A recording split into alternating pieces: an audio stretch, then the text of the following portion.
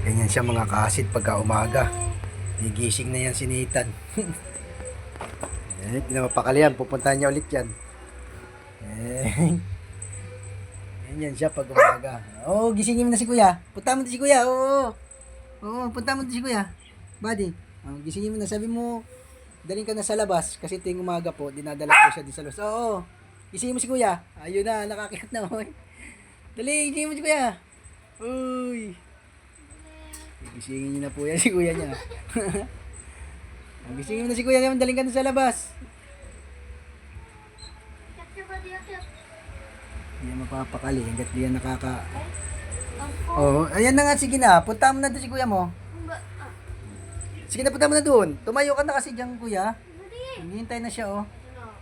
Basta tuwing 7 na pong ganyan oras. 7. Ayun na, ayun si kuya. Oop. Ilalabas niya na po kasi yan. Winawalking niya sa labas.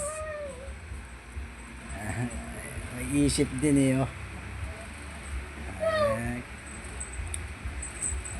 Dali ba kasi si Aryan kaya papalabas na, oh.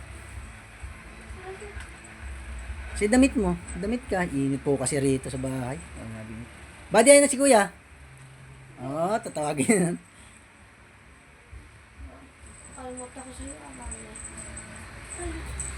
Ayan, nagmamadali na yan. Tatay ka na ba? Ay! Oo daw. Tatay ka na ba? Ayan, nag-ikot-ikot na, oh. Okay. Badi, di na mapakali, oh. Uy. Kukunin yung tali niyan. Nakalak pa yung gate. Ah. Mapakali si Tulig, oh. Badi, bye-bye. Basta tuwing umaga, ganyan sila, oh.